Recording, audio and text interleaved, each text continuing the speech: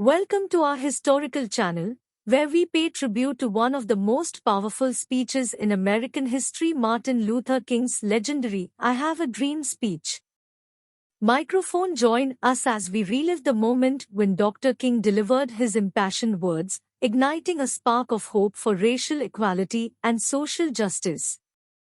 I have the pleasure to present to you Dr. Martin Luther King, Jr.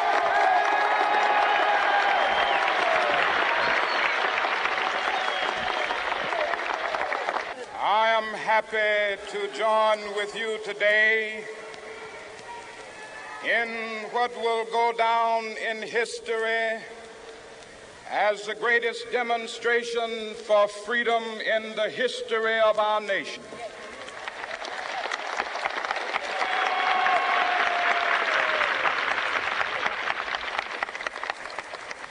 Five score years ago, a great American in whose symbolic shadow we stand today signed the Emancipation Proclamation. This momentous decree came as a great beacon light of hope to millions of Negro slaves who had been seared in the flames of withering injustice. It came as a joyous daybreak to end the long night of their captivity. But 100 years later, the Negro still is not free. 100 years later, the life of the Negro is still sadly crippled by the manacles of segregation and the chains of discrimination. 100 years later, the Negro lives on a lonely island of poverty in the midst of a vast ocean of material prosperity. 100 years later, the Negro is still languished in the corners of American society and finds himself in exile in his own land. And so we've come here today to dramatize a shameful condition. In a sense, we've come to our nation's capital to cash a check.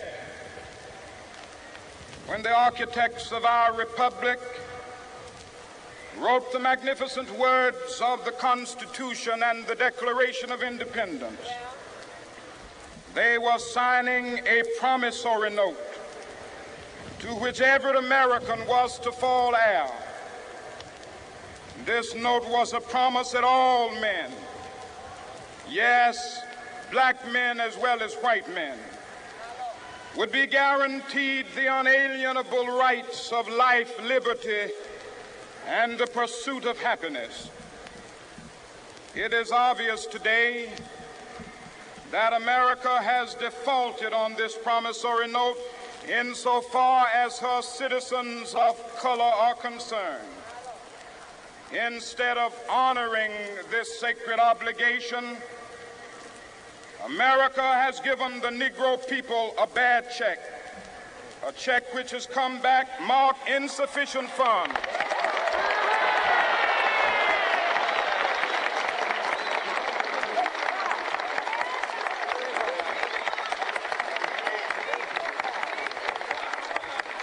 But we refuse to believe that the Bank of Justice is bankrupt. We refuse to believe that there are insufficient funds in the great vaults of opportunity of this nation. And so we've come to cash this check, a check that will give us upon demand the riches of freedom and the security of justice.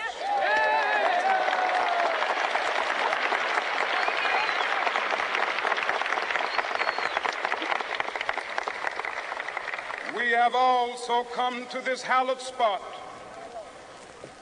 to remind America of the fierce urgency of now. This is no time to engage in the luxury of cooling off or to take the tranquilizing drug of gradualism.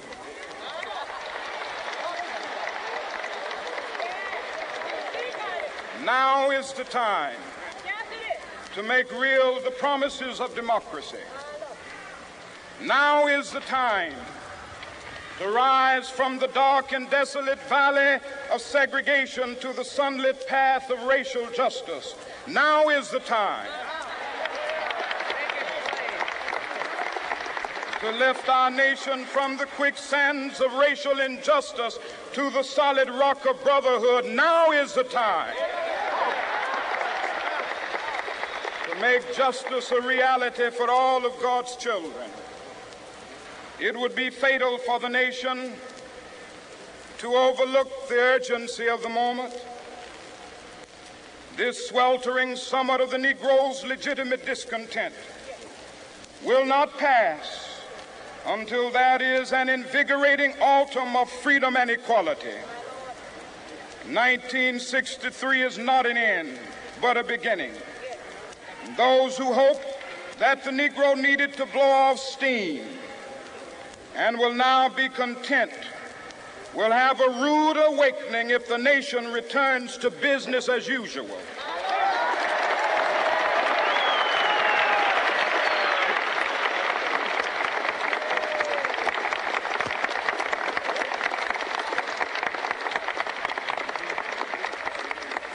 There will be neither rest nor tranquility in America until the Negro is granted his citizenship rights.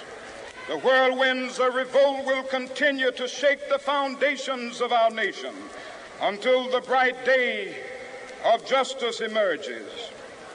But that is something that I must say to my people who stand on the warm threshold which leads into the palace of justice. In the process of gaining our rightful place, we must not be guilty of wrongful deeds. Let us not seek to satisfy our thirst for freedom by drinking from the cup of bitterness and hatred.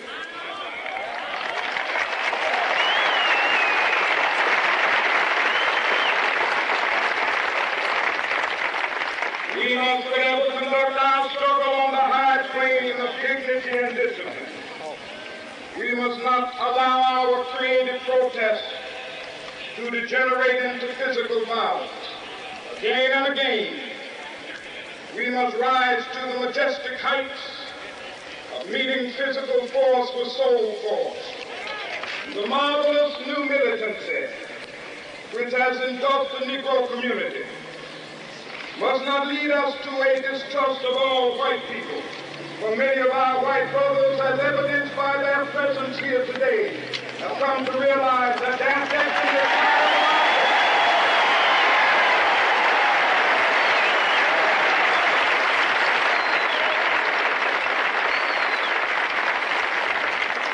they have come to realize that their freedom is inextricably bound to our freedom. We cannot walk alone. As we walk, we must make the pledge that we shall always march ahead. We cannot turn back. There are those who are asking the devotees of civil rights, when will you be satisfied?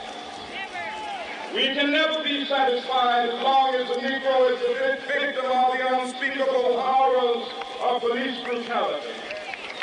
We can never be satisfied as long as our body is heavy with the fatigue of travel, cannot gain lodging in the motels of the highways and the hotels of the city.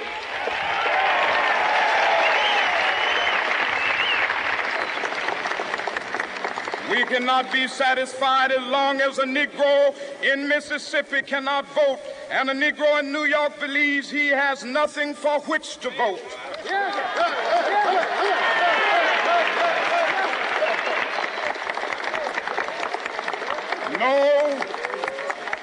No, we are not satisfied, and we will not be satisfied until justice rolls down like waters and righteousness like a mighty stream.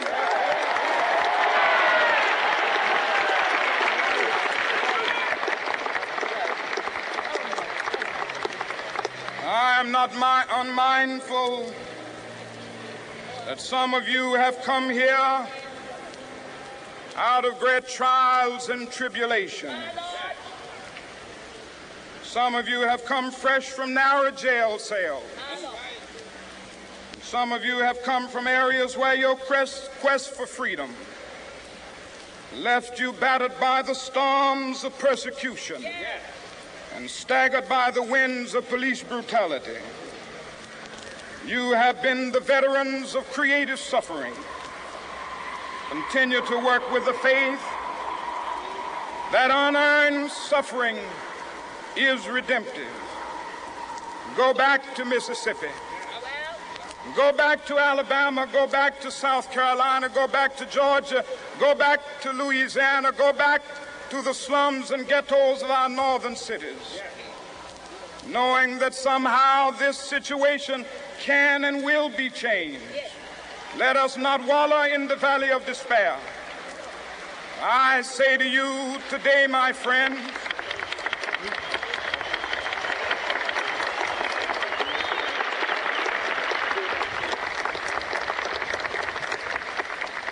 so even though we face the difficulties of today and tomorrow, I still have a dream. It is a dream deeply rooted in the American dream. I have a dream that one day this nation will rise up and live out the true meaning of its creed. We hold these truths to be self-evident, that all men are created equal.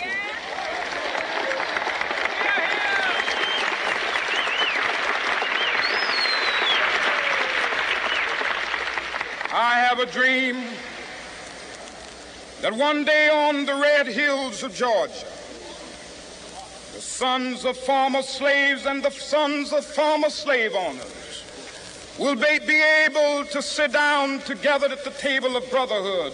I have a dream that one day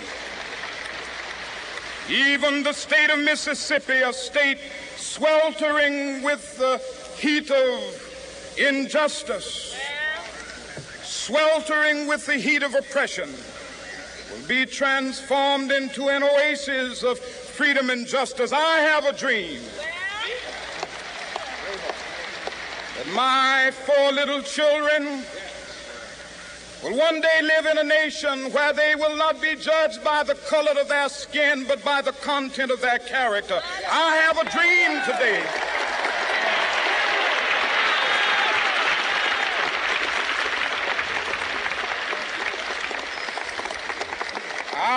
a dream that one day down in Alabama, with its vicious racists, with its governor having his lips dripping with the words of interposition and nullification, one day right there in Alabama, little black boys and black girls will be able to join hands with little white boys and white girls as sisters and brothers. I have a dream today